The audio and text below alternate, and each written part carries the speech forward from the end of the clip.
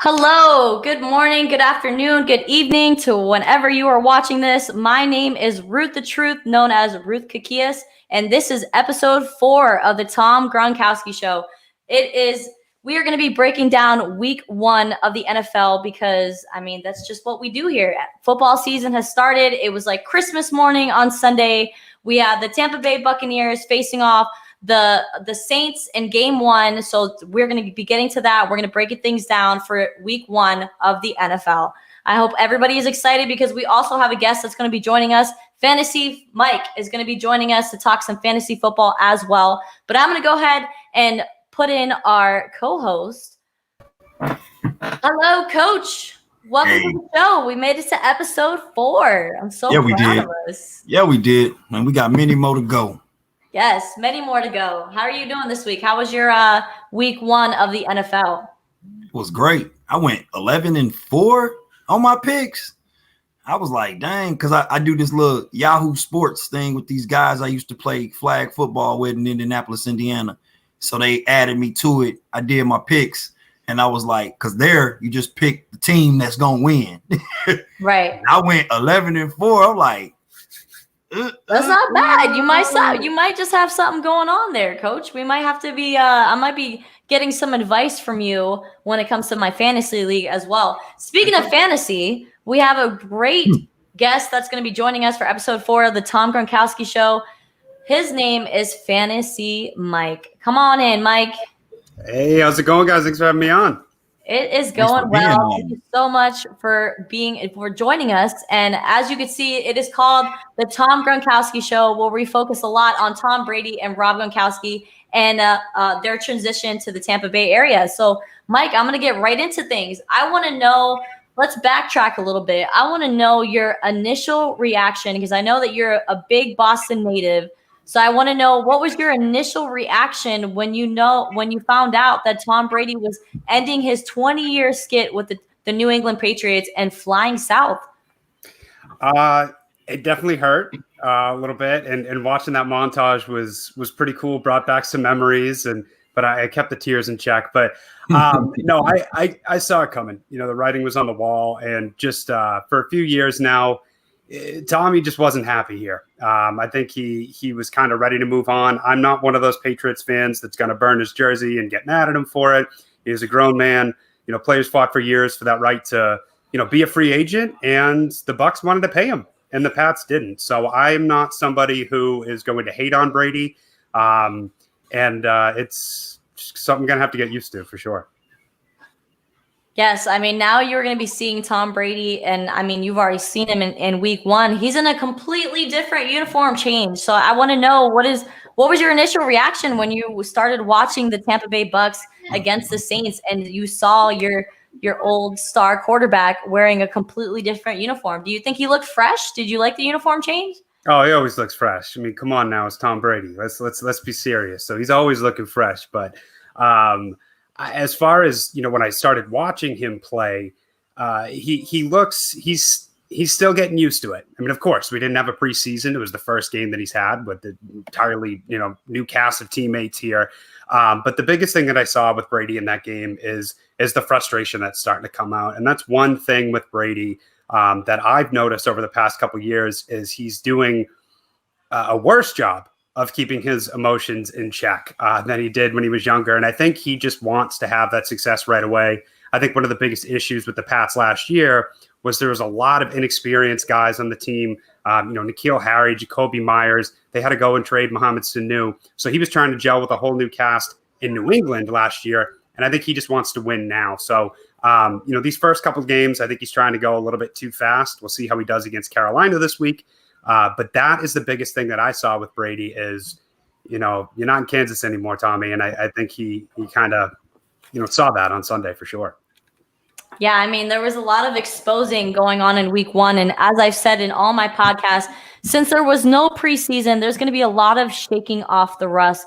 And as you said before, with Tom Brady joining a whole new team with a new coaching staff, it's going to take a little bit for them to build that chemistry. So as of right now, I'm not hitting that panic button. But Coach, I got to know your perspective on week 1 with the Tampa Bay Bucs versus the Saints. To be honest, I mean, it was some miscommunication and all that going on, but it was the offensive line. Tom kept getting hit. Like he ain't never been hit that much. And he ran a play action pass one time. As soon as he turned around and got ready to actually looking for somebody to throw to, there was a guy in his face. He kept getting hit. That's just what it was. I was around people all day and they kept saying, oh, Tom ain't doing it. Tom kept getting hit. He was not being protected. There was a couple miscues that he had with Mike Evans and Gronkowski and them because he's used to that Patriot system because they're taught, if you see a certain look, then you're supposed to break out and go. But these guys, they're new and they don't know that stuff yet. Yeah. He can teach that to them, but they don't know that stuff yet. So that was a couple miscues. But overall, the bottom line was he was getting hit too much. I know when he went home, he had 8 bags of ice waiting on him. I know he did. He had to. He kept getting hit. He couldn't run a fake here and then get ready to throw here when he had a guy about to rip his rotator's cuff off. That's the biggest thing with him is that's how you frustrate him. I mean, that's how you frustrate any quarterback is you put pressure on him. I mean, I love when I hear a game and, well, we just got to send some guys at him and maybe get in his head. Yeah, that's of course what you do. That's how you shake anyone up. But Brady, especially now, he just can't move. I mean, these past couple of years, if anyone comes in, he just goes right down. And I think that, you brought up a good point. One of the most important things that you need to know in order to be successful in the Patriots system is know how to run a route. It's all about timing. It's about execution. Brady knew exactly where these receivers are going to be. And you saw the frustration last year with these inexperienced guys with N'Keal Harry, who, never had a chance to play with Brady before, last year. And same with, Myers. So really besides Edelman, that's why he kept, forcing the ball to Jewell so much because he's the only one that he could trust. And it's going to take a long time for Brady to trust some of his new guys, which is also a big reason why I'm a fan of Scotty Miller, because I still don't think that people realize how big of a year this guy is going to have. Brady loves who he loves. And Scotty Miller was getting a ton of looks from Brady on Sunday. He talked about it all camp, and he is that type of guy, that just squirrely little dude who can get underneath, get open, and Brady is going to find him. And everyone's talking about Evans and Godwin, who, yes, skill-wise, talent-wise, probably the best 1-2 punch in the league, but Scotty Miller is going to get a lot more work this year than people. 5 receptions. I'm so glad that you brought up Scotty Miller because I agree with you 100%. He definitely fits that small guy, open in the pocket. Let me dump it off to you. And he's going to be getting a lot of looks from Tom Brady. Would you consider Scotty Miller maybe almost like a replica of Edelman when he was in New England? It's easy to make that comparison, and watching him on Sunday, it looks similar. He's very one thing I like about Miller, he's very quick in and out of his breaks. And, exactly like you said, you have to execute that perfectly. I mean, Tommy's going to throw a ball and he expects you to be there. I think it was either Evans or Miller. You might have brought this up, Coach. There was one play where somebody just completely stopped on their route, and you could see how frustrated that Tommy got. That was Evans. It was Mike Evans. Okay. See, this is what I'm saying, and it's so much different than Jameis Winston last year, who would go out and just get out there and I'll chuck it to you when you get open. Yeah. But at least Jameis can move a little bit. He can create. He can get out of that pocket. Tom's not going to do that. So if you're not in the right spot, you are not getting the ball. And I think that Miller was somebody who you could just see was so fluid in his cuts. And I don't know exactly what the play call was going to be or exactly what route is going to, be run by every receiver on every play, but he looked like he knew what he was doing. And I think that Tommy's going to go to him a lot. Oh yeah. He had 5 receptions and 73 yards. Mm-hmm. The man was averaging 14.6 every time, 14.6 every time he touched the ball. Mm-hmm. That to me tells me if I'm Tom Brady, I know I can depend on you. You are my EP right now. That's it right there. It's dependability. If he can rely on that person, he's going back to him. Especially if I got 15 guys in my face every play. I'm like, dang, give the man some time. He getting killed. You just got the guy you want him. Are you trying to get him killed? He's 43, man. He's 43 years old. You got to protect him. Yeah, 43 years old. It is not the same. he cannot take the same hits that he might have been able to take when he first came into the league. So that's going to be something that everybody's going to be keeping an eye on that O-line to protect Brady. So he has time to execute his passes to Mike Evans, to Chris Godwin. Speaking of Chris Godwin, unfortunately, he is going to be under concussion protocol. So there is a chance that he will not be facing the Carolina Panthers this coming Sunday at 1 p.m. will be week 2 for the Tampa Bay Buccaneers. So to switch things up, we have Fantasy Mike here from Ball Blast Football. He is a huge fantasy guy. He gives out great advice, so make sure to follow him on Twitter throughout the fantasy season, just so you can keep up to date. But Mike, I got to ask you, who are some of your? Well, first I wanted to know, how did you do on week 1 in fantasy? I know that you're probably in more than one league, so were you like 50%? You know. So believe it or not, I'm in 3. I'm not one of those who joins a lot of leagues. There are a lot of people in the community, a lot of like my colleagues, a lot of the other writers on Ball Blast Football as well. And they're in a ton of leagues, but I used to be a one league guy because I like my team is my baby, you know, and that's what I focus on. And this is where ride or die, and this is what we're going with. But you know, then I jumped into the dynasty world. So I run a dynasty league, I run a redraft league, you know, with my friends from back when I graduated, you know, college, high school, my brother, all of that. And I'm also in the Scott Fish Bowl. For those who don't know what that is, it's a huge, huge charity tournament run by Scott Fish. This year, it's going to be supporting Toys for Tots. And yeah, so I'm in those 3. Didn't do too well in Scott Fish. But I did win in Dynasty, and then I kind of lost a close one in my redraft league. But I'm very happy with my redraft league because I had about 3 of the top 4 waiver claims already on my bench. I was also able to get Scotty Miller this morning. So I'm feeling pretty good so far. It was a decent start for sure. So what are some players on fantasy that you might think people might have slept on, but was a nice surprise in week 1? Anybody come to mind? The biggest one I got to go with is Nyheim Hines out in Indianapolis. And if you follow me all summer, he was somebody who I was really pumping up. Of course, I wasn't the only one doing it, but you know, I think people were really sleeping on him, not realizing just how much Phillip Rivers targets the running back position. I think it also was kind of reflective of what you saw from Austin Eckler on Sunday. Yes, he got a lot of carries, but where were those targets? Where'd they go? And this is what I mean. It's a whole new offense with Phillip Rivers there.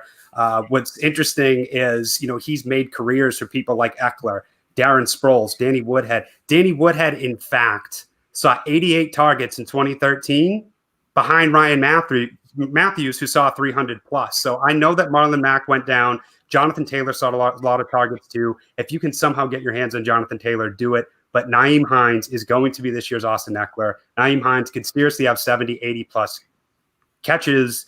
And the crazy part was he was getting goal line carries. So if he is going to be involved in this offense, he's long gone off your waiver wire now. If he's still somehow sitting there, your league should just be shut down. I don't know how everyone could be sleeping on him. But a huge, huge fan of Nyheim Hines this week for sure. He's somebody who stood out to me. Russell Gage, seeing what he could do in that Atlanta offense. 3 Atlanta receivers getting 12 targets. So if you can get any piece of that Atlanta offense, including Todd Gurley, who I have been annihilated for this summer, including a show that we were on. We were on Set the Sales, you know, a little while ago. And of course, James giving me a bunch James Ludeman is not a Todd Gurley fan. I guess he's been disappointed in the past with picking up Todd Gurley in his fantasy. But I have a feeling that this year might be his breakout year, honestly. I like the matchup in Atlanta with him and Matt Ryan. I feel like they can make some real special things happen. So they just got to utilize the man, you know, and he's got to stay healthy at the end of the day. Right. And that's the thing with the health is the funny part is too, James actually ended up drafting Gurley this year too, which made my whole, Did he really? whole season fantastic. It's so great. But anyway, but you're right. I mean, this is the thing with Gurley, people sleeping on him kind of blows my mind. He's never not been a top 15 back. So he was still the RB 14 last year. So high end RB2 in half and full PPR. And the year before that, he was a top 3 back 2 years in a row before that. So, I mean, Todd Gurley's a good player. Like you said, he's in the Atlanta offense. And the only reason why he didn't see more than 14 carries this week is because they had to play catch up with, Russell Wilson and the Seahawks, who were also balling the F out. So, Yeah, people who are sleeping on Gurley, that was a good start for him too as well, no doubt. Absolutely. So were there any surprises for week 1 for you? Like just an NFL talk. Any surprises for you? What stood out for you in week 1? Yeah, I mean, one was actually seeing just how much of a split backfield it's going to be in Cleveland. One very polarizing player this offseason seemed to be Nick Chubb, who was fantastic last year. But as you know, after Kareem Hunt came back from the suspension, he started he was like, he didn't do so great in the goal line, but he is an elite runner. And when you give him the ball, he knows how to run the ball.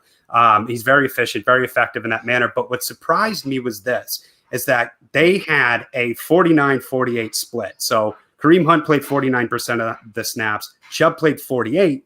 And some people will say, well, that's probably game script because they were down by, a lot to Baltimore. They got annihilated. They had to play catch up. And Kareem Hunt is the pass catching back. But the crazy part was Kareem Hunt saw 3 more carries than Nick Chubb too. So one of the biggest matchups that I'm going to be watching is actually tomorrow night to see how that backfield split goes against the Bengals between Chubb and Hunt. That was definitely my biggest story, I think, that really kind of stood out to me from week 1 there. Absolutely. So yeah, tomorrow night we have hey, I'm sorry, my dog is over here trying to be a part of the party.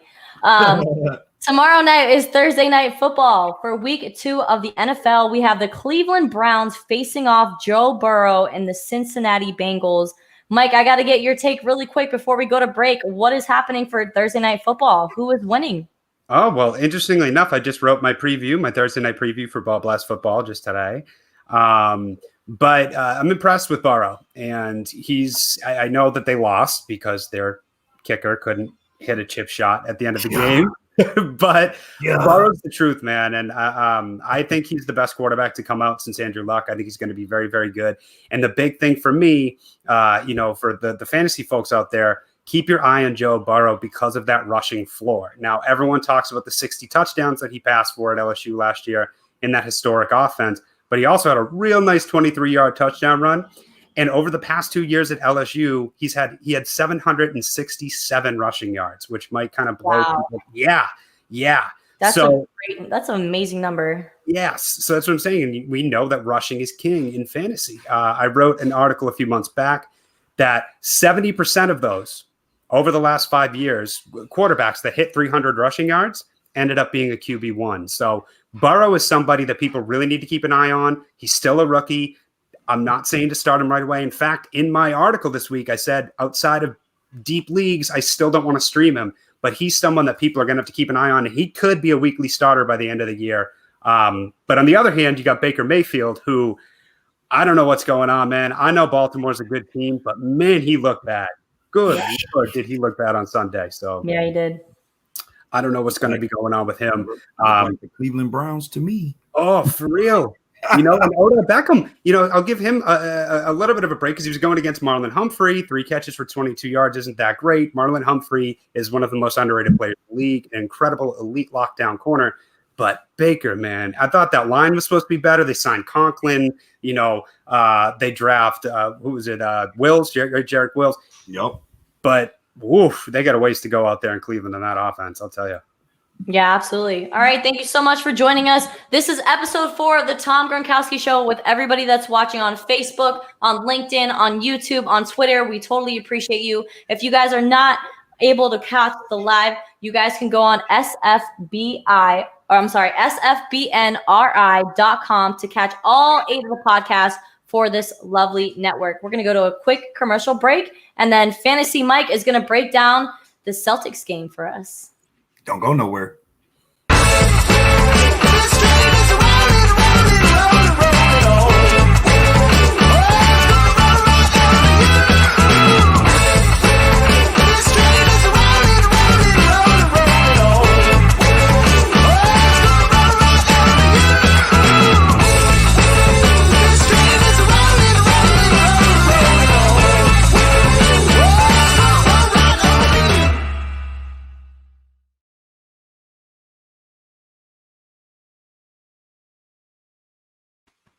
Welcome back to episode 4 of the Tom Gronkowski Show. the Beans from the Moon, from the Beantown to the Bay, where we cover all things NFL. But real quick, we're going to jump into the NBA topic because we have a Boston native that is joining us today, Fantasy Mike from Ball Blast Football. I got to know, I know you love your Boston Celtics, but what happened in last night's upset against the Miami Heat? They lost in game 1 of this series of the Eastern Conference Finals, 117 to 114 in overtime, with Jason Tatum getting blocked massively. This was on replay on ESPN all day long.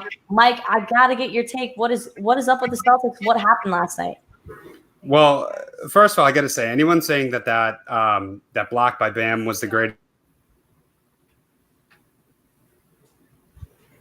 Mike, come back to us, Mike. All right, so we're going to go ahead and remove Mike until he could pop back into our stream. So, Coach, I haven't heard you much on this show, so I want to hear you. What happened last night to the Celtics? What was your perspective? This is what I see.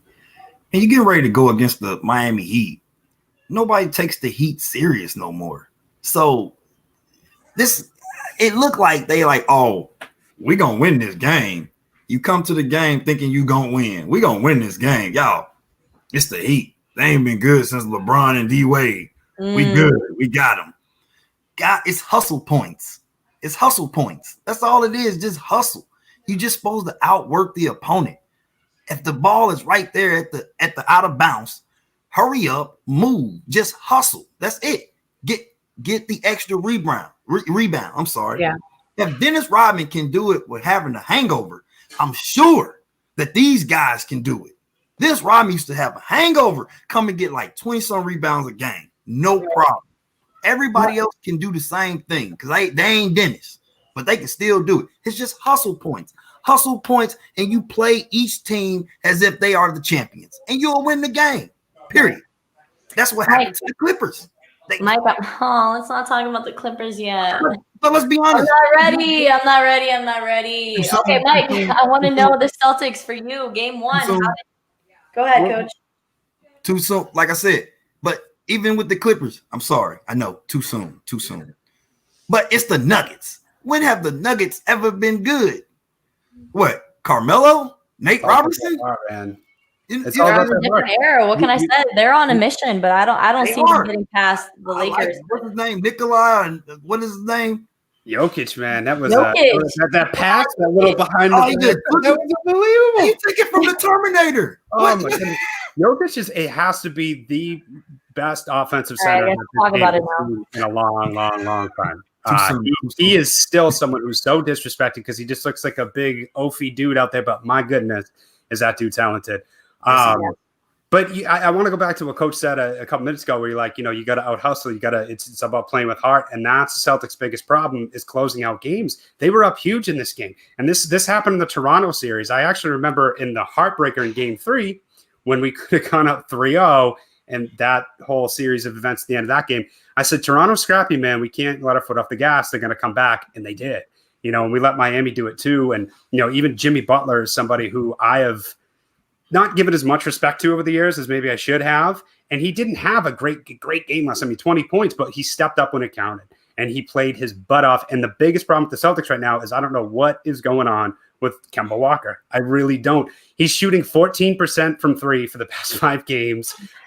He looks out of it. I don't know if the knee is affecting him more than people think. He is playing through that. He did have problems this year, draining the knee. He needed that extra rest. And then Brad kept him in for 43 minutes yesterday, and I just don't – I don't know. Maybe we got to get some more Wanamaker in there, give Kemba a little bit more of a break. But that is the biggest issue. And at the end of the game, they still kept giving it to him because, again, he is our leader and he's the one we signed. But I don't know. I mean, look at Marcus Smart. He was cooking last night. And I almost would have rather seen like him or Brown or something, kind of take over at the end of that game because Kemba's just not working right now. Yeah, I feel like Jaylen Brown and Marcus Smart is those two key players that when your star players are not hot, they're going to pick up the pace. And I feel like that is such an important thing during these series because, people get banged up, people get hurt, and sometimes they cannot play to their best abilities. And that's why they need their other all-star players to pick up the pace. So Marcus Smart is that X factor. Sorry, he is somebody who is another very disrespected player. You want to talk about hustle. You want to talk about heart. That guy's got the heart of a lion. I mean, there's even a game that I remember years back against Cleveland where it was a regular season game where Avery Bradley, when he was there, ended up hitting the game-winning shot, and he got all the hype. But if you look at it, it was Marcus Smart that was down low fighting for the board and kicking it out to him. And Marcus Smart is that X factor that will win you a championship. They are not even close to this game without Marcus Smart. I promise you that. All right. Any final thoughts on yesterday's game 1 with the Celtics and the Miami Heat? It's going to be a battle, man. It's going to be a hell of a series. Game 2 is tomorrow night at 7:00 Eastern time. So make sure you guys are tuned in for game 2 of that series. It is heating up, and the Miami Heat are not going down without a fight. We're going to go on a short commercial break, and when we come back, we will be talking some New England Patriots, because we do have a Patriots fan, regardless of Tom Brady being there or not, still a Patriots fan. So we're going to talk about them and what they accomplished against the Miami Dolphins this week. Stay tuned.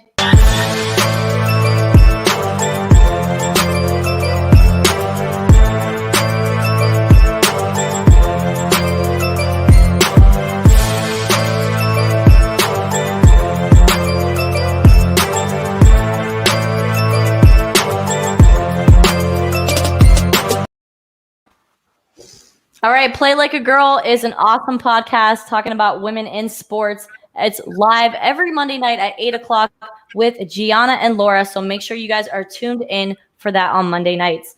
All right, Fantasy Mike, let's break it down. What happened with the New England Patriots and their new leader, Cam Newton, as they won against the Miami Dolphins on week 1? Give me your breakdown on what you saw out there, offensively, defensively. How are we looking in New England? The confidence from Cam is just what I saw. He is ready. He's been ready since this summer to take over and to replace somebody like Tom Brady. He doesn't look scared one bit. And that could be good or bad, because Cam can play a bit reckless at times.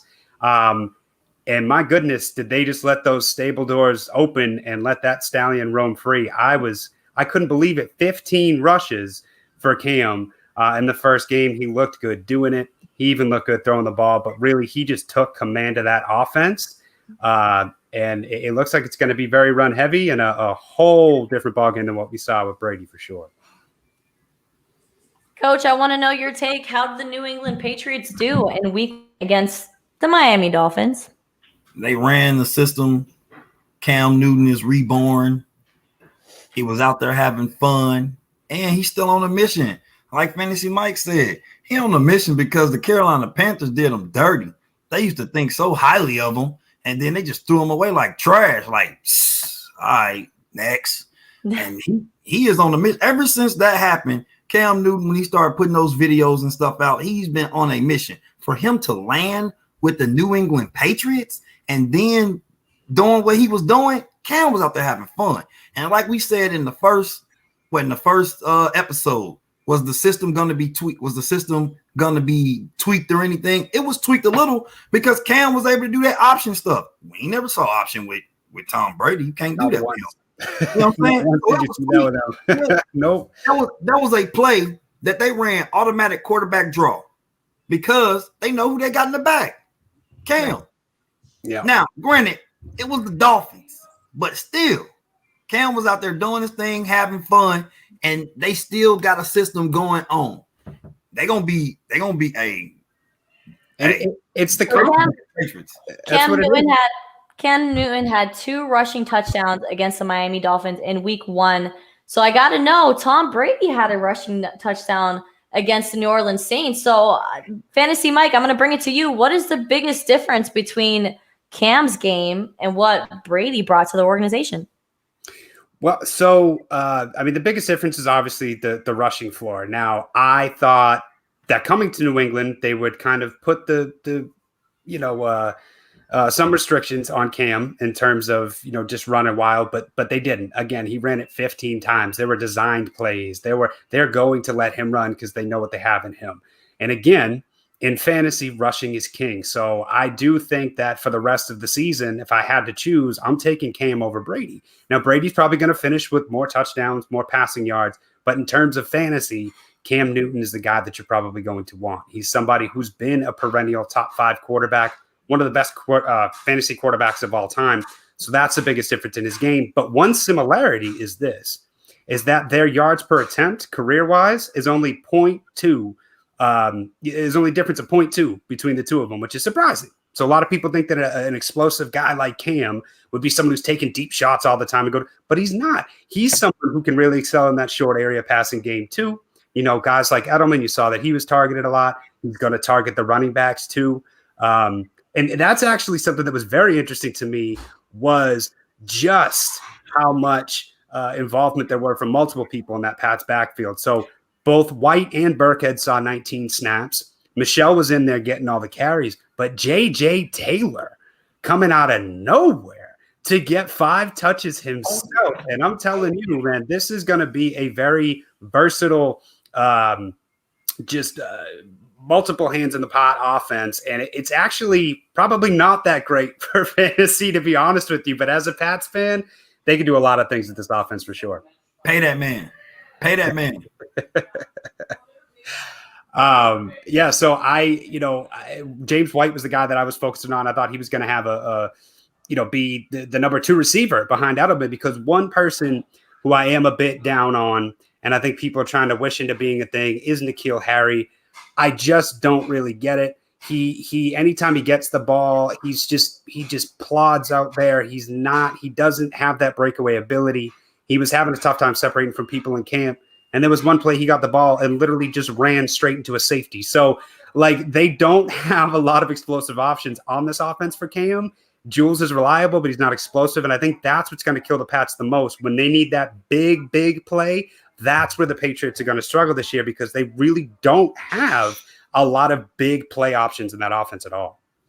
All right, so let's take it to the defensive side of the ball for New England, because I did pick up the Patriots defense for my fantasy league. So I want to know, they've had a lot of players opt out.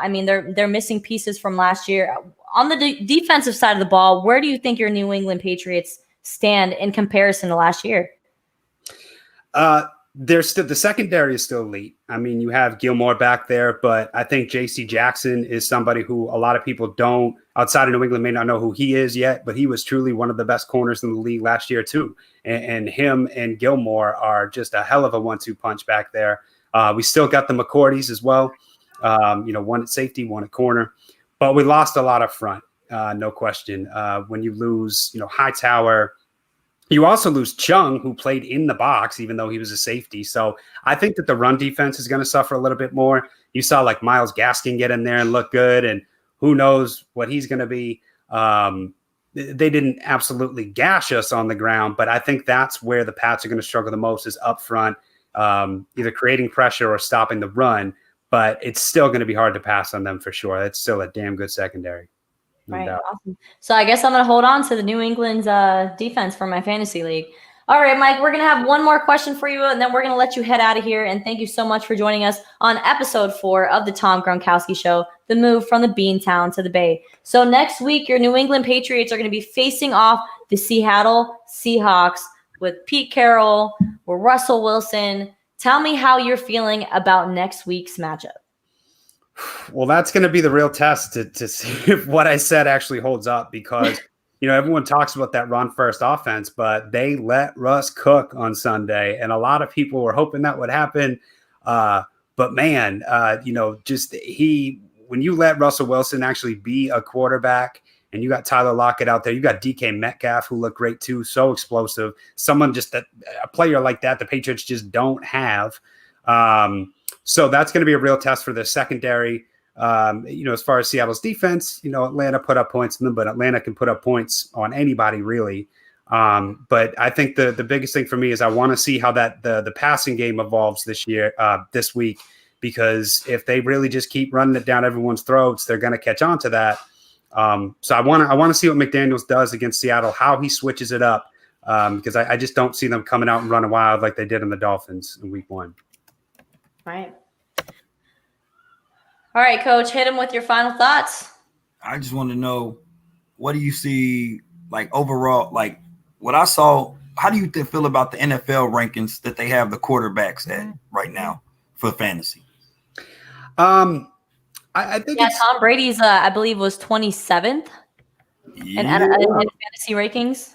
well. they got It was because it was a rough start for him. So, like I said, when I'm looking at a quarterback, I'm somebody who usually goes late round QB, okay. and it's no longer a hidden secret. A lot of people are doing this now, but again, I'm someone who looks for someone with that rushing floor, like my man Gardner Minshew this week, who looked fantastic. I have him in my league. Yeah, he's somebody who had almost 400 rushing yards last year too. He's sneaky. Even Danny Jones against the Steelers, he kind of held his own against a really, really, really good defense. He made some good throws, some bad ones as well.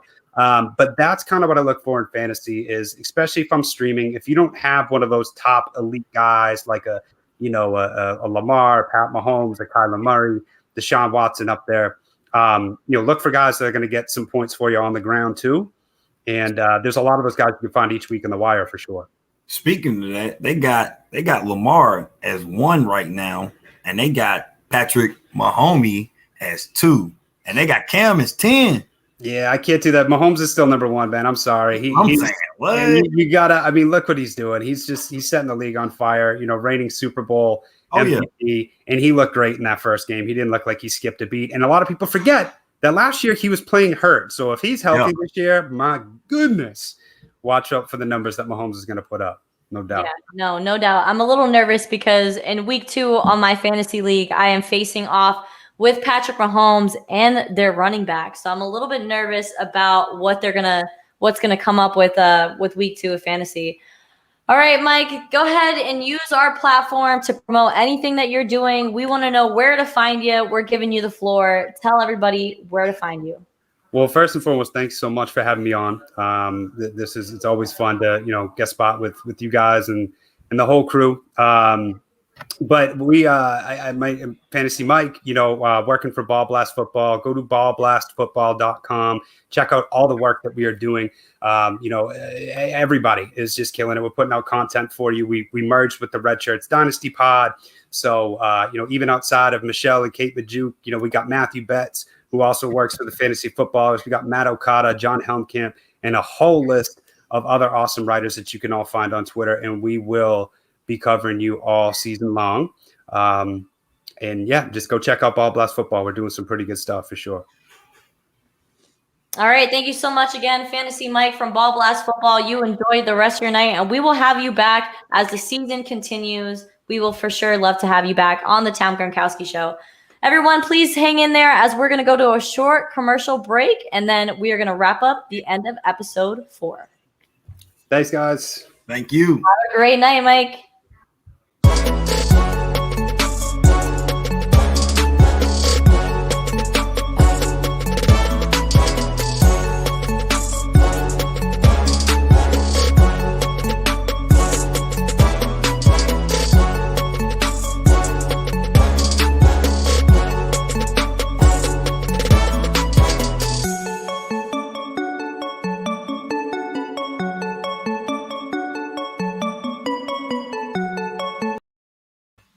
Evil Empire every Thursday night. Make sure you guys are checking that out. If you guys are interested in knowing all things Yankees, it's a great podcast. Sim does an excellent job, so make sure to check that out.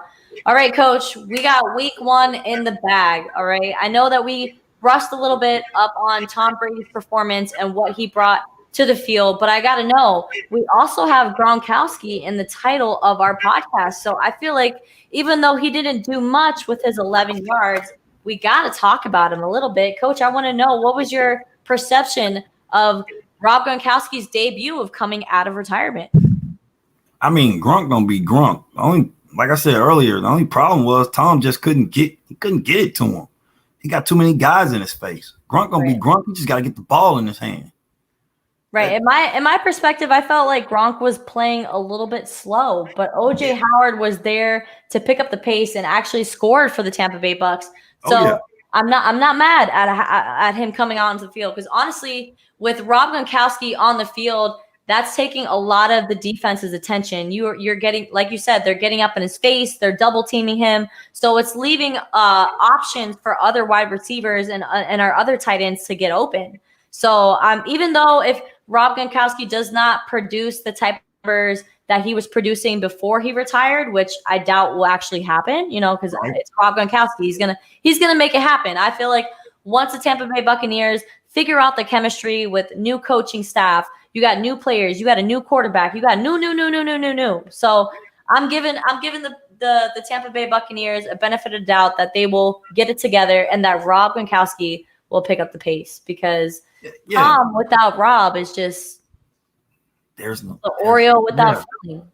And then another thing is, like you said, he was going a little bit slow. So I'm gonna need Grunk to put a little pep in his step. On top of that, my boy Shady got to touch the ball. And my boy Shady didn't touch the ball. I was looking for him at the beginning of the game, like, where's Shady at? Where's he at? Then when he was in, he only touched the ball one time on a pass. And then there was a couple times that Tom could have threw it to him. He was wide open by himself, short, and he looking deep.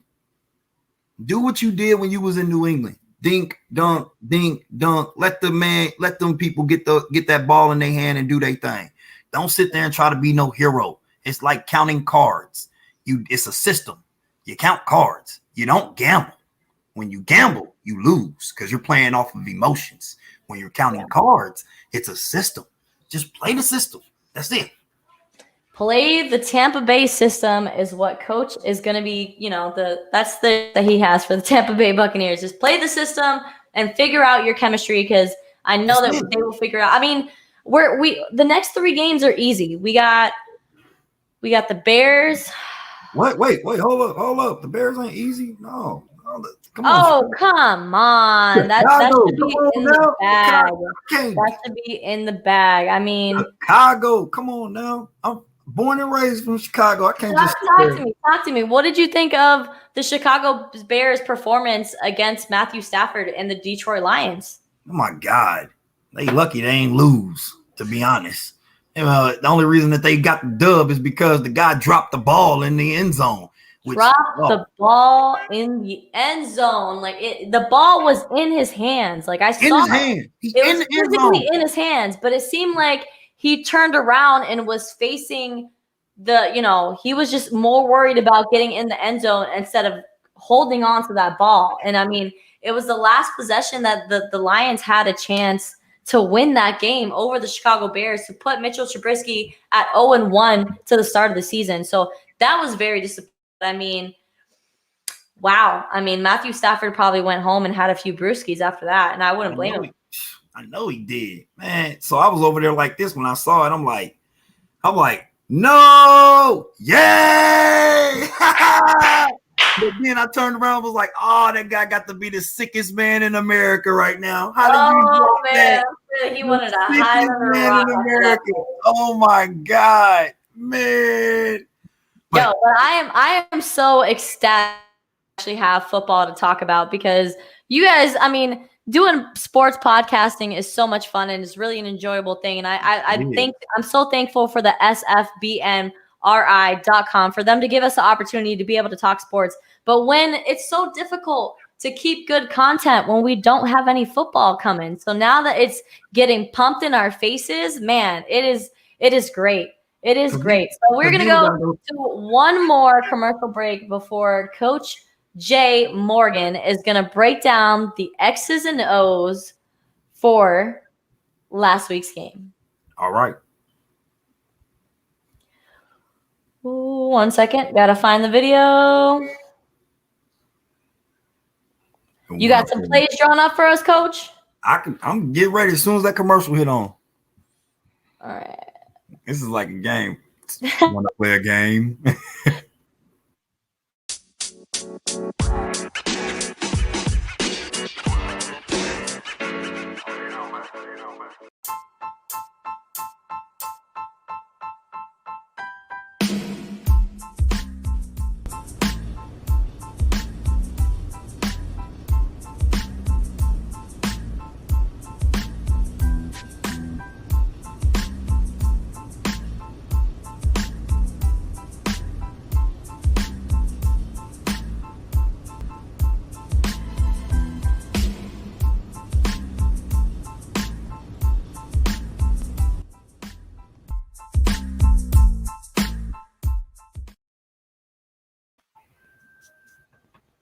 All right, it is time for X's and O's with Coach Jay. Coach Jay, I'm going to go ahead and let you take over. Okay. All right. So the Saints, like I said last week, they didn't do hold up. They didn't do anything different than what I said. They came out in their defense, they was gonna run. They occasionally they'll bring down the safety right here. Occasionally they'll bring down the safety right here. Or sometimes they'll bring him down, let him come down, play the box as well. But overall, they just had 7 guys in the box. But then Tom, like I said, make sure that y'all get rid of Cameron Jordan. This game, it wasn't even just Cameron. It was this guy and this guy and this guy. He was coming in. It's just all gap control. Gap control. Nose coming through the A. Then we got the other A gap right here. Tackle coming through the B. Got the other B gap right here. That's looking for a backer. Occasionally they brung some pressure. The Tampa Bay Buccaneers, a couple of times they end up catching them because they had a screen that was planned out for it. So yeah, if somebody gonna rush you heavy, I'm gonna let my guys go. Boom, run them out, let them in, let them think that they got it. He gonna come up, act like he gonna block, then he gonna go right here, then boom, boom, boom, and then he's off to the races. And in my opinion, they should have did that more. It was a couple times they came in a 3-man front. And usually, if you go in a 3-man front against Tom Brady, you're going to give him all day. Now, sometimes they did give him all day. They came right here, boom. They had a backer. And then you had Tom sitting there picking them apart just for a little bit because he was actually able to have some time. But then just those 3 guys alone, they was getting in. I mean, everybody else dropped and just played coverage. The only thing I got to say is in order to fix this is this just comes down to these 5 guys right here. You just got to communicate. If I'm the center, I'm playing center, and I see backers coming, even if they coming or not, I'm telling my guy, I'm on the side. Hey, local backer, watch him. Hey, you, right here. You got this guy right here. You got this guy. If they do this, you're going to take this area right here. Then you're going to take this area. We're going to just talk. All they got to do is just talk. Once they talk, they'll be good. But they got to keep this diamond in the rough from getting dirty. That's all they got to do. And that's all that the Saints did. Like Bruce Arians said, they didn't do anything that they didn't expect them not to do. It's just Tom is getting hit. Stop. But if they know people going to keep bringing pressure at them like that, start screening them. There's 2 plays that you can run to slow a blitz down.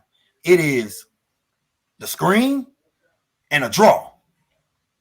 Because it's gonna slow them down. Because then if you letting guys run up the field, you inviting them in, letting them run up the field, you inviting them in.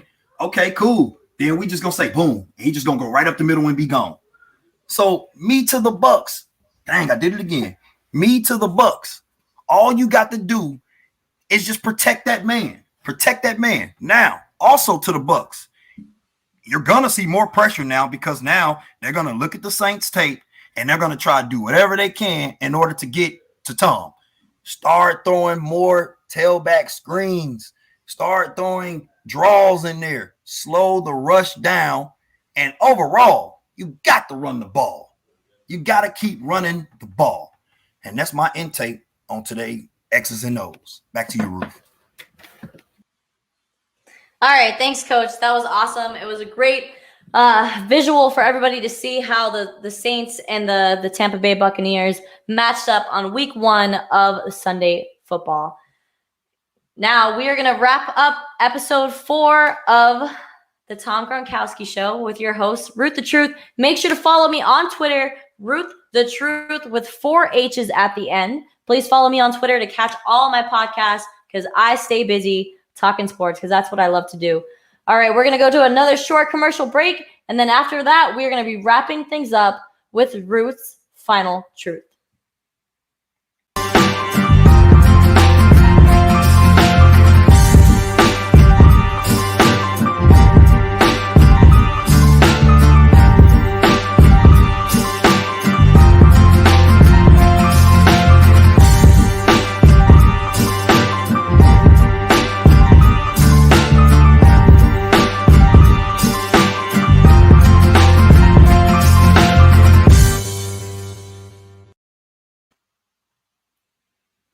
All right, so it is the Ruth moment of truth.